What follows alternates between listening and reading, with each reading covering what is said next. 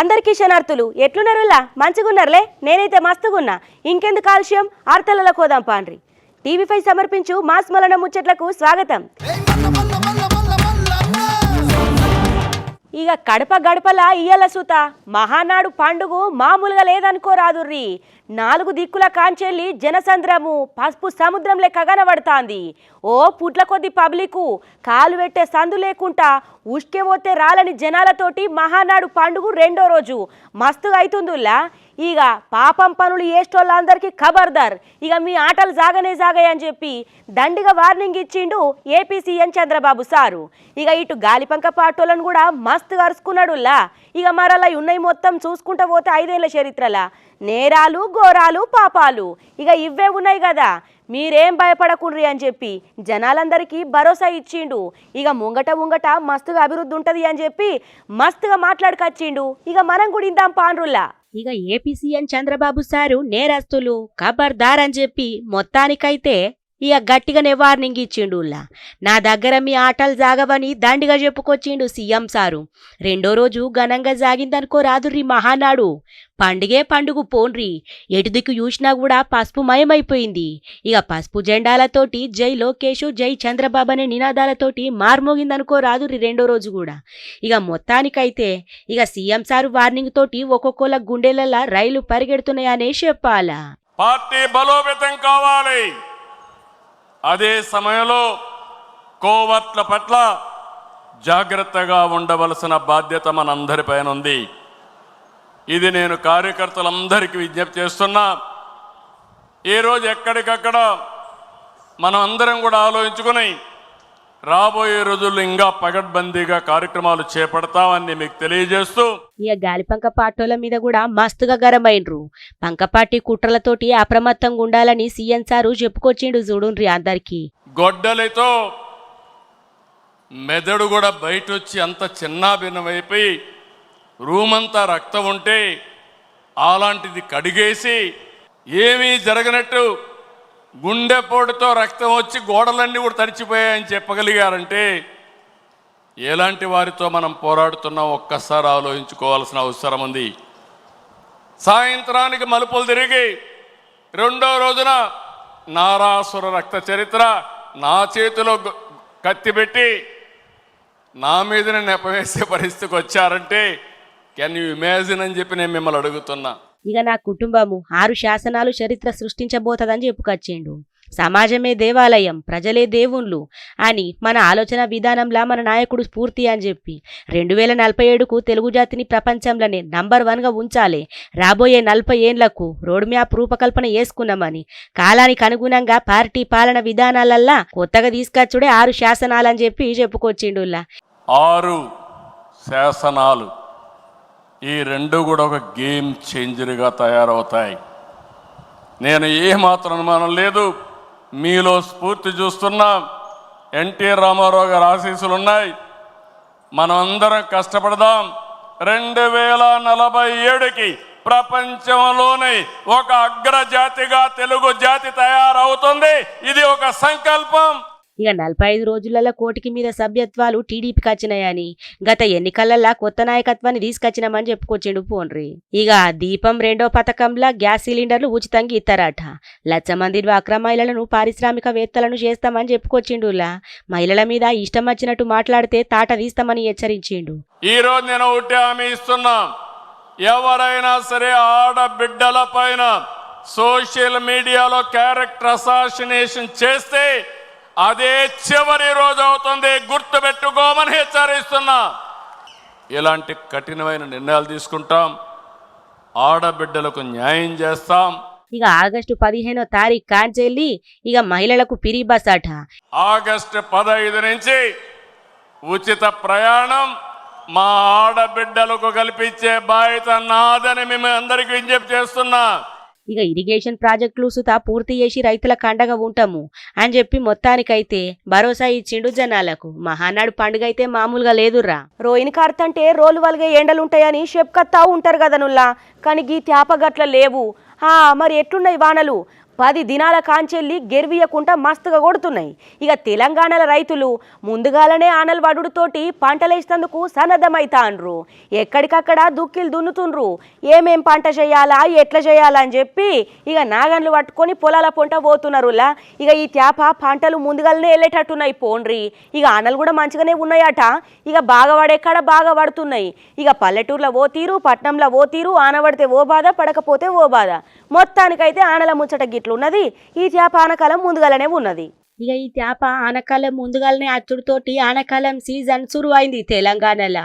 రోజు ఆనలు వడుడుతోటి రైతులు కూడా ముందస్తు సాగుకు సన్నద్ధమైతాండ్రు. ఇప్పటికే వరి నారు పెంపకం సురు చేయంగా ఇక ఇంకిని పంటలకు దుక్కులు దున్ని ఇత్తనాలు ఎత్తాండ్రు.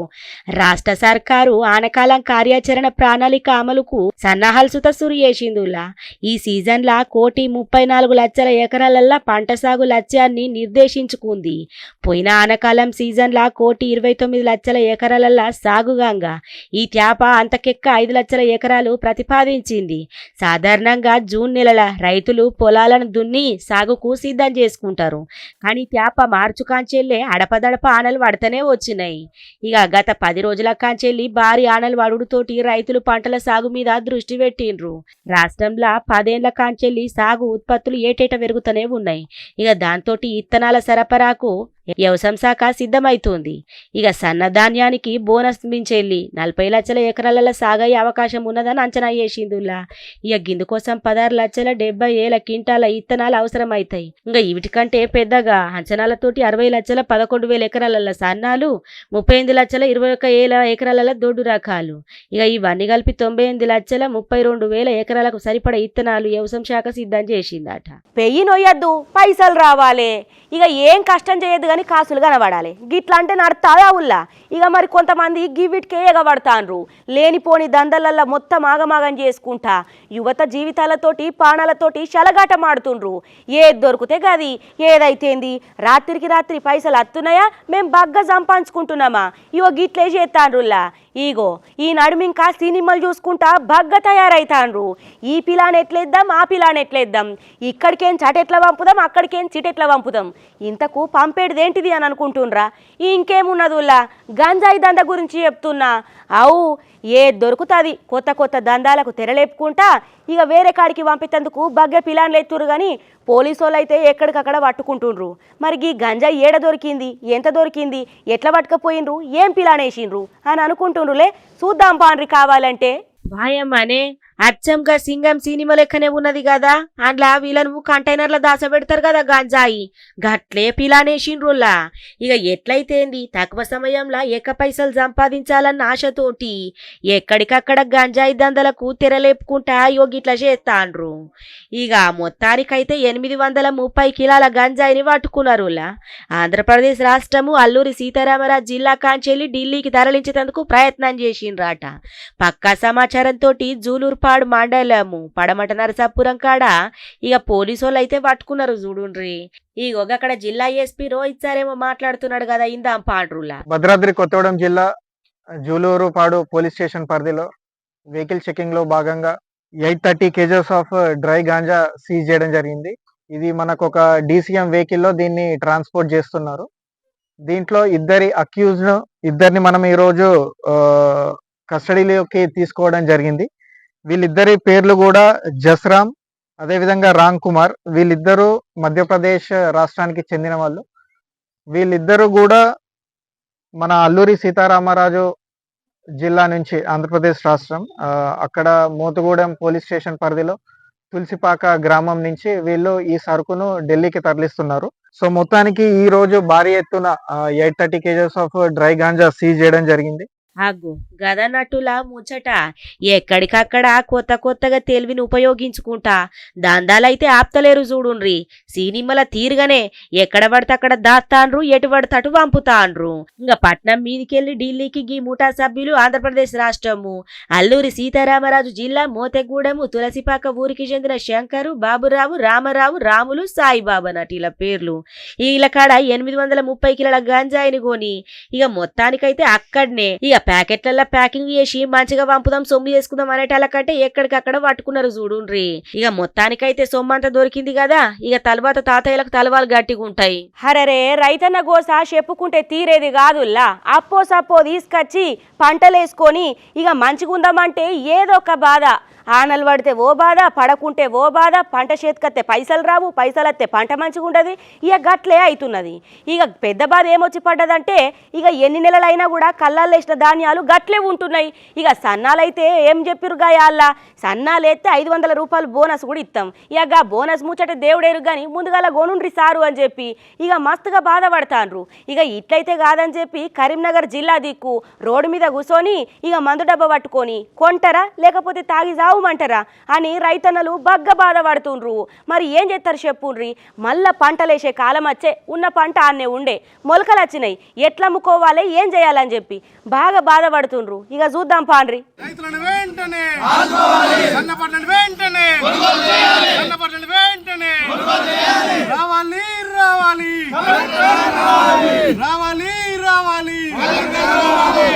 అందరి బాధ కాదు, రైతుల బాధ కాదులా పాపం. ఏం చేస్తారు చెప్పుండ్రి. ధాన్యం కొనలేక ఎండకు వానకు తడుచుకుంటా ఎండుకుంటా ఆగమాగమున్నది. రాజన్న సిరిసిల్ల జిల్లా కాడున్న కోనరావుపేట మండలం వెంకట్రావుపేట కాడ రోడ్డు మీదకి ఎక్కిండ్రు రైతన్నలు. సన్నరకం వరిధాన్యం కొనుగోలుల జాప్యాన్ని నిరసించుకుంటా మొలకచ్చిన ధాన్యం పురుగుల మందు డబ్బాలతోటి ఆందోళనకు దిగిండ్రులా. ఇక నిమ్మపల్లి పెద్ద రోడ్డు మీద కూర్చొని ధర్నాకు దిగిండ్రు. నెలలు గడుతున్న సర్కారు ధాన్యాన్ని కొంటలేదు, ఎట్లా చేసుడు ఏం కథ, కలెక్టర్ రావాలా సన్నధాన్యాన్ని కొనాలా అని చెప్పి డిమాండ్ చేసిండ్రు గమాండిగా. ఇక చూద్దాం పాన్రులా. రోజు 15 రోజులు అవుతుంది, అవి ఆన్నే మురిగిపోతున్నాయి. ఇవాళ ఒక్క లారీ కూడా ఎక్కుతలేదు. దయచేసి కలెక్టర్ గారు వచ్చి అవి కొనుగోలు చేయాలి, లేకపోతే మనిషికింత ఇసం పెట్టుకొని ఈ మర్రికాడ కోనపేట మర్రికాడ ఈ 3 తోవల కాడ అందరం ఇంత ఇప్పుడు మందు డబ్బాలు తెచ్చుకొని ఇంటే తాగి సత్తాం. ఇక ఆనకాలం కూడా వచ్చే ఆనల మీద ఆనలు పడబట్టే మొత్తానికైతే నెలల తరబడి అక్కడనే ఉండే ధాన్యం అంత సుత ఇగ్గొంటము అగ్గొంటం అంటే ఏడికెంచైతది. ఆనకు దడుచుకుంటా మొత్తం మొలకలొచ్చినాయి ఒడ్లు. ఇక గివిటిని పట్టుకొని ఆడికి పోవాలి అని చెప్పి ఇక గీ తీరుగా మొత్తానికైతే ధర్నా కూసున్నారు. సర్కారు సన్నరకం ధాన్యం పండియాలంటే పండితిమి 500 బోనస్ సుత ఇస్తామని చెప్పిండ్రు. అది లేకపాయే ఇది లేకపాయే అని మస్తు గరం మీద ఉన్నారులా. నా అడ్లు కోసి నెల 15 రోజులు అవుతుంది. సన్నపట్లు పెట్టమన్నాడు మన అధికారులు. సన్నమట్లు పెట్టుకొని అంటారు. ఆ సన్నమట్లు తీసుకుంటే అంటారు. మరి మా రైతు పరిస్థితి ఏంది? ఇక ధాన్యం కొనుగోలు చేసేదాకా కదలమని చెప్పి అట్లే కూర్చున్నారు. మొత్తానికైతే అధికారులు పట్టించుకోకపోతే పురుగుల మందు దాగి ఇక జస్తామని చెప్పి హెచ్చరించిండ్రులా.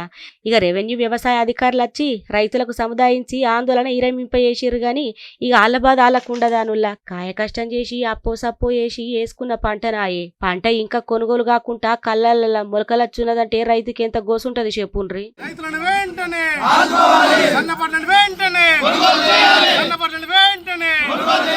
రావాలి రావాలి రావాలి రావాలి. ఇక గింతకంటే దిగజారిన చేతలుంటాయి ఆ చెప్పుండ్రుల్లా. గుళ్ళె చింతపండు బస్తాలు కూడా ఎత్తుకపోతున్నారంటే గీళ్ళని ఏమనాలా? చింతపండుకు దిక్కు లేకుంటున్నారా? గింత అధ్వానమా గింత అంతర్గానమా? పాడుగాను యాదాద్రి లక్ష్మీనరసింహ గుళ్ళే ఈ గీ కథ అంతా నడుతున్నదంట. చేసింది ఎవలో కాదు మళ్ళా గుళ్ళున్న అధికారులే. వీళ్ళ సక్కదనం పాడుగాను 10 బస్తాలు మఠమాయం చేయంగా మొత్తానికైతే పట్టుకున్నారులా. గింత ఆగముంటదా? గీ ముచ్చట మీద అక్కడ ఉన్నోళ్ళు గుళ్ళెకచ్చే భక్తులు మస్తుగా గరం అవుతుండ్రు. గిది నేను కెబలున్నారు, ఎన్నొద్దుల కాంచి నడిపిస్తున్నారు, ఏందో పూరా గరుసుకోవాలని చెప్పి మస్తు కోపం మీద ఉన్నారు. ఇక చూడు కావాలంటే మరికి అధికారులకు చింతపండు కూడా గతి లేకుంటుండొచ్చు నా ఊళ్ళా. గుడి కోసం తీసుకొచ్చిన చింతపండును మొత్తం ఎక్కడికక్కడ చేతివాటం చూపించుకుంటా మాయం చేస్తానరట. అవు యాదగిరి గుట్ట శ్రీ లక్ష్మీ నరసింహస్వామి గుళ్ళే ఉద్యోగుల చేతివాటం మామూలుగా లేదు. ఆఖరికి చింతపండు కూడా ఇడిసబెడతలేరస. ఇక ప్రసాద్ విక్రయశాల గోదాం నుంచెల్లి గుట్టు సప్పుడు కాకుండా మంచిగా ధరలిస్తానరట గీ చింతపండు బస్తాలు. ఇక గుడధికారుల పర్యవేక్షణ చక్కగా లేకపోవడంతోటే గీవంతా మంచిగా జరుగుతున్నదని అక్కడున్నోళ్ళు వచ్చిన భక్తులైతే చెప్పుకొస్తున్న మాటనల్లా. ఇక యాదగిరి గుట్ట కొండ మీద గోదాం నుంచి వెళ్ళి 10 బస్తాల చింతపండు దొంగతనం చేసుకుంటా పట్టుబడ్డరు సురక్ష ఉద్యోగులు. ఇక చూడుండ్రి కావాలంటే షవ్వా ఏమన్నా ఇకారం తప్పిన పని కాదా గిది. గుళ్ళే పులోర కోసం తీసుకొచ్చిన చింతపండు బస్తాలు దేవుని కోసం తెచ్చిన బస్తాలని ఇక మరి ప్రసాదం కోసం వాడే చింతపండుని గిట్ల దొంగతనం చేస్తుండ్రంటే మరిగా చింతపండుకు కూడా గతి లేకుంటున్నారు. ఈ ముచ్చట మీద అయితే అక్కడ ఉన్నోళ్ళు భక్తులు మస్తుగా గరం అవుతుండ్రు. ఇక పూర్తి స్థాయిగా ఈవో లేకపోవడంతోటే ఇష్టరీతిన వ్యవహరిస్తున్నారని చెప్పి ఇక మొత్తానికైతే ఇనకత్తున్న మాటనుల్లా. హబ్బరే బిడ్డో గీ కేటుగాడెవడో గాని గట్టిగానే పిలానేసుకున్నాడు కదా. ముసలోళ్ళు దొరికితే చాలు వాళ్ళ కాడ పోవాలా, మంచిగా మాట్లాడాలా, పైసలు మొత్తం తీసుకోవాలా. ఇక ఎవరన్నా కానీ బ్యాంకుల కాడికో ఏటీఎంల కాడికో ముసలోళ్ళు వస్తారు కదా, అమ్మ నేను తీసిత తీ పైసలు అని చెప్పగానే అయ్యో బిడ్డ నా కొడుకు లెక్కలనే ఉన్నావు కదా, మంచిగా సహాయపడుతున్నావు, తీసి అనటాల కంటే ముందుగా వాళ్ళ దగ్గర పైసలు ఉన్నాయా లేవా అని మొత్తం చెకింగ్ చేస్తాడట. ఉన్నాయని తెలిసిన తర్వాత మొత్తం తీసుకొని వేరే కాడికి పోయి పైసలన్నీ గీక్కొని ముసలోళ్ళకు టోకరా కొడుతుండట గీ కేటుగాడు. ఇక మొత్తానికైతే గీ కేటుగాడు ముచ్చట బయటపడ్డది. ఇక గీ ముసలైన బాధ గుడిందాం పాన్రి. ఇక ముసలోళ్ళని టార్గెట్ చేసుకొని పైసలు మంచిగా దంచుకుంటుండట గీ కేటుగాడు. నంద్యాల జిల్లా నందికొట్కూరు ఏటీఎం సెంటర్ల కాడ ముసలోళ్ళని మోసం చేసుకుంటా ఎక్కడికక్కడ పైసలు దోసుకుంటుండట. నందికొట్కూరు పట్టణానికి చెందిన శ్రీనివాసులు ఆచారనే ముసలాయన. ఇక అక్కడనే ఉన్న గుడికాడ ఎస్బీఐ ఏటీఎం ఉన్నదటనులా. గా సెంటర్ల పైసలు ఇక డ్రా చేసుకునే తందుకు పోంగా ఇక గక్కనే కాపు కాసిన కేటుగాడు మాయ మాటలతోటి పైసలు డ్రా చేసిస్తా అని చెప్పి ముందుగాల అకౌంట్లో ఉన్న బ్యాలెన్స్ మొత్తం చెకింగ్ చేసిండట. అకౌంట్లో పైసలు ఉన్నాయని అనుకున్నాకట అటెనక షీకి తెలివిగా ఏటీఎం ను మార్చి ఇక ఇంకొక ఏటీఎం ను గా ముసలైనకి ఇచ్చి చిన్నగా అక్కడి నుంచి తప్పించుకొని ఇక మొత్తానికైతే పట్నంలో ఉన్న హెచ్డిఎఫ్సి ఏటీఎం కాడికి పోయి అకౌంట్లో ఉన్న 25,000 రూపాయల దాకా దోసుకున్నాడు. పాపం గైన బాధ అంతా ఇంత లేదు. ఇక ఇందాం పాన్రుల్లా. బాబు మిషన్లో డబ్బులు వస్తున్నాయా అంటే ఇది వచ్చేదే పెద్దయ్యా చూసుకున్నాను. నేను పోయి కార్డు పెట్టినాను, పెట్టినా అట్ట కాదు పెద్ద ఇట్లా అన్నారు. అంటే సరే పైన చెప్పన్నాను. ఇట్లా వంగి నేను ఏటీఎం కార్డు పోయినాను. బ్యాలెన్స్ ఎంత ఉంది చూడు పెద్దయ్య 25,450 అని చెప్పినాడు. అది మెసేజ్ వచ్చి ఇట్లా మెసేజ్ చూసే లోపల ఆ యొక్క ఏటీఎం కార్డును పీకినాడు. పీకి ఆయన చేతిలో ఉండే కార్డుని దాంట్లో పెట్టినాడు. పెట్టి ఏమన్నా డ్రా చేస్తావా పెద్దయ్య అన్నాడు. అంటే ఒక 1000 చేయాలని ఆయన అంటే సర్లే అని కొట్టినాడు. పెద్దగా ఇంకా రాదు అని మళ్ళీ ఆ కార్డు తీసుకొని వేరే మిషన్ కార్డు తీసుకుపోయినాడు. ఆడపోయి దాంట్లో పెట్టినాడు. పెట్టి వచ్చి ఇంకా ఇప్పుడు డబ్బులు వచ్చేసి పెద్ద నేను వెళ్ళిపోతున్నా అని చూసాను. నేను అంతవరకు నేను ఆ పిల్లని కూడా గమనించుకోలేను సరిగా. అంటే చూస్తే డబ్బులు రాలేదు. బాబు అని నేను డోర్ కార్డు పోయినాను. అంతలోపు కనిపించలేదు. ఆగో చూసిండ్రానుల్లా పైసలు డ్రా అయినట్లు సెల్ ఫోన్కు మెసేజ్ అచ్చుడుతోటి ఏటీఎంను షేకు చేసుకోగా అది ఆయన ఏటీఎం కాదని గుర్తించిండట పాపం బాధితుడు. ఇక లబోదిబోం అనుకుంటా అక్కడనే ఉన్న పోలీస్ టౌన్కు పోయి సారు అని ముచ్చట మొత్తం చెప్పిండట. ఇక గతంలో అక్కడనే ఏటీఎం సెంటర్ల కాడ గీ నిందితుడు ఎప్పుడు చూసినా కూడా ముసలోళ్ళని మోసం చేసుకుంటా పైసలు దంచుకుంటున్నాడని చెప్పి ఇక అక్కడ ఉన్నోళ్ళైతే బాగానే మాట్లాడుకత్తాన్రు. జర పైలముల్లో ఎవరు పడతాళ్ళు వచ్చి నేను చూస్తా నేను చేస్తా అంటే ఊకనే ఉండకుండ్రి. ఇక సప్పుడు దాకా మీది మీరు చూసుకొని పోవాల గాని గిసుంటోళ్ళ నమ్మి మోసపోకుండ్రులా. ఇగో ఇవన్నట్టులా ఇయాల్టి టీవీ5 సమర్పించు మాస్ మలడ ముచ్చట్లు చూస్తూనే ఉండురి. మళ్ళీ రేపు ఇయాల్టి దాకా ఇంకిన్ని మంచి మంచి ఆర్తలతోటి మళ్ళీ రేపు కలుద్దాం. ఇగుంటా.